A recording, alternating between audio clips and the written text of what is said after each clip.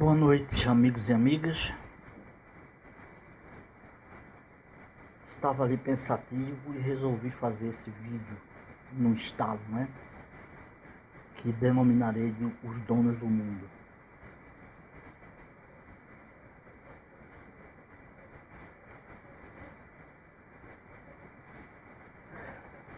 Para a gente entender, eu vou começar com uma frase dizendo assim: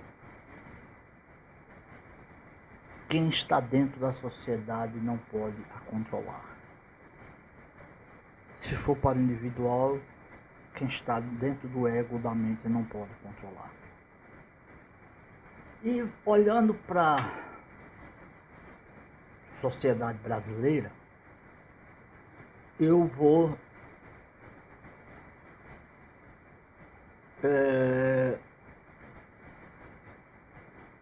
dividir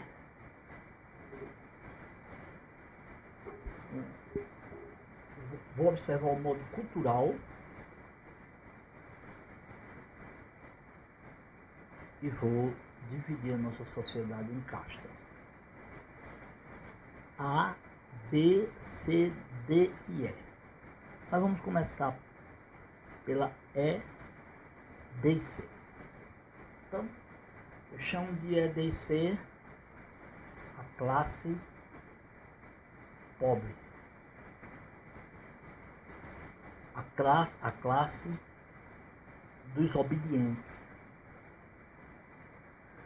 que, como também tem a centelha interna, mas não tem sua expressão. Sua expressão geralmente vem através de desejos, no sentido mais compulsivo. Às vezes se manifesta como revolta e às vezes não se manifesta. Essa é a chamada classe do mundo, a classe dominada. As pessoas que não conseguem responder de forma revolucionária as posições de mais ou menos igualdade. Igualdade, fraternidade e liberdade. A classe B eu chamo de classe intermediária. São a classe daquelas pessoas, dos empresários que ganham muito dinheiro, jogadores de futebol que ganham muito dinheiro, dos artistas que ganham muito dinheiro, que tratam de pacificar a classe dominada, sabendo ou não. Mas ela também é mandada. É mandada, não sabe, e se comporta como se fosse verdadeiros deuses. Mas não são. São apenas aqueles que pacificam os massificados. Finalmente, a casta A, a casta do grande capital, dos grandes banqueiros, dos grandes políticos, dos donos do poder. Com esse, as outras castas geralmente, dificilmente mexem. Geralmente são pessoas que dão ordens, escapam da justiça,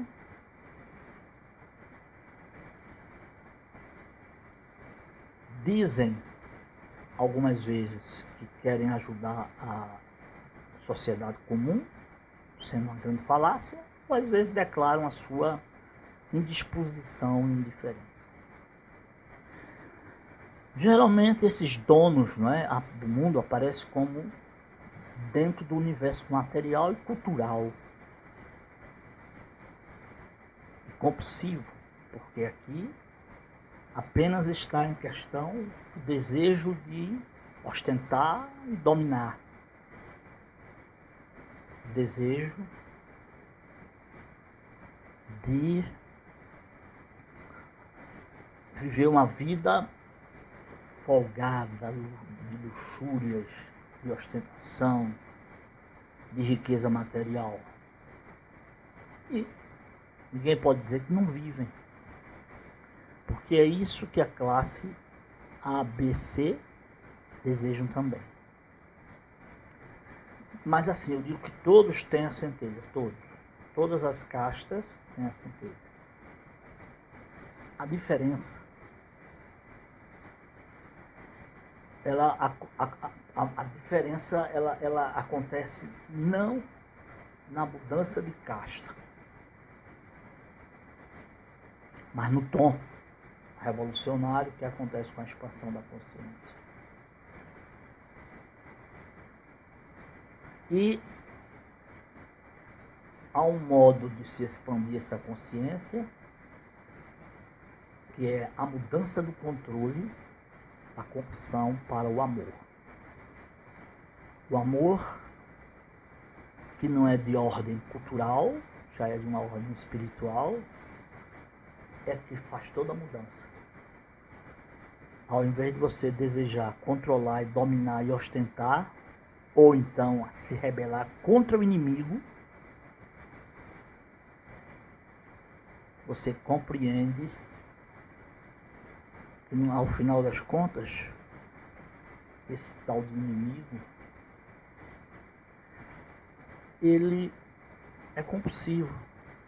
Ele pode aproveitar-se da situação dele, às vezes claramente, né? A gente vê isso claramente na classe política, na classe do grande capital, dos banqueiros, que tem muito dinheiro.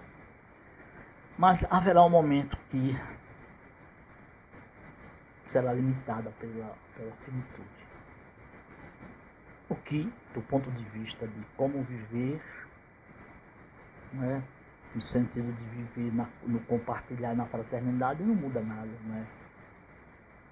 Porque nesse ponto somos dominados ou dominantes. No amor não existe nem dominado nem dominantes. Existe o amor, o compartilhamento e a ampliação e percepção clara da consciência que nós estamos no mesmo ponto. E aí é onde eu venho citar os grandes mestres. Quando trouxeram não a sua rebelião no sentido compulsivo ou no sentido material da palavra. Não quer dizer que não passa pelo material. Mas no sentido de nos ensinar, com seus exemplos, o amor.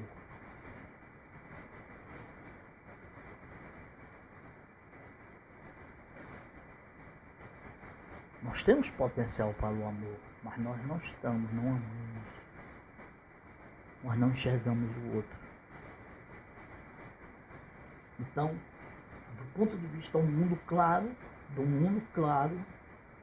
que existem algumas castas que são beneficiadas. Os que dominam. Os que são dominados sofrem. Mas falta nos dois a transformação da compulsão, da rebeldia, da rebelião, ou do desejo de ostentar, do desejo de mostrar que pode mais, do desejo de explorar o outro, quando é trocado pelo amor, por uma grande vivência, grande experiência.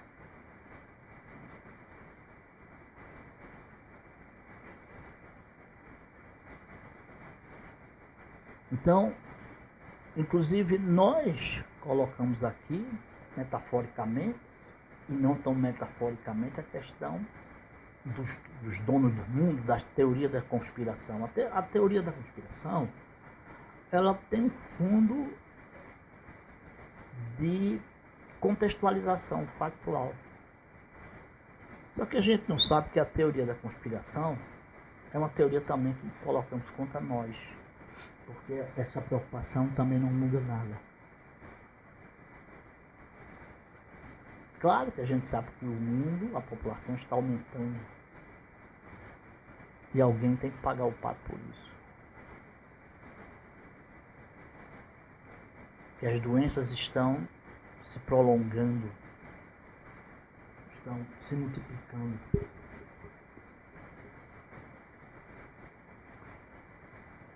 Mas a questão é, dentro desse contexto de castas que é a nossa sociedade, sempre estaremos em guerra. Mesmo nos flashes de compaixão.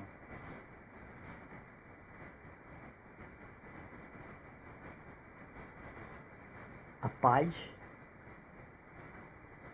não vem com a guerra. Não existe guerra pela paz, luta pela paz. A questão não é se rebelar do ponto de vista desejado pelo grupo dos oprimidos, se rebelar contra os opressores. Mas a percepção clara e o amor desarma qualquer tipo de guerra. No entanto, longe está o nosso país. Longe disso está o nosso planeta. Existem interesses pedagógicos, econômicos, de invasão de terras, de destruição ainda maior da economia para os que não podem, para os pobres. Porque do nosso lado não estão as armas, e se tivesse as armas não adiantaria. Mas mesmo assim as armas ainda estão do outro lado, que é o Estado. E que ele não pode garantir coisa nenhuma, porque ele representa esse movimento de controle. E nós representamos o movimento dos controlados. Portanto, não há mudança, não há fim do controle sem o fim da guerra.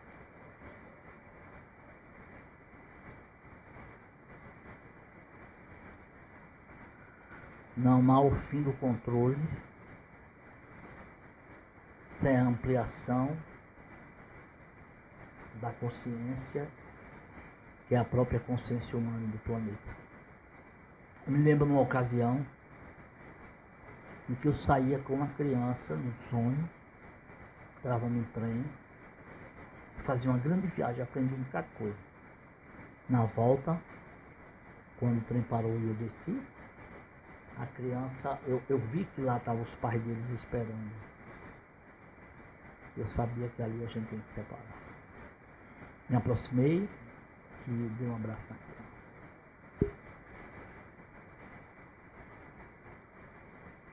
E ela foi embora em paz e eu fiquei em paz. Pelo menos nos sonhos, né? Porque às vezes nossos sonhos também reverberam as nossas guerras interiores, que são expressas pela cultura e na cultura. As guerras ideológicas, partidárias, religiosas, os líderes, que são controladores, os controladores da fé. A ciência, os controladores da suposta verdade. Isso não quer dizer que o cientista seja rico, está a serviço de alguém.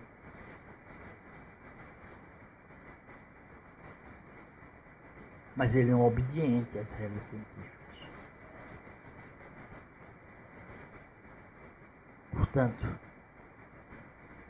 eu espero que a gente possa parar um pouco quando a gente estiver pensando em brigar, quando a gente for defender os nossos partidos, nossas religiões. As castas faz parte da mente.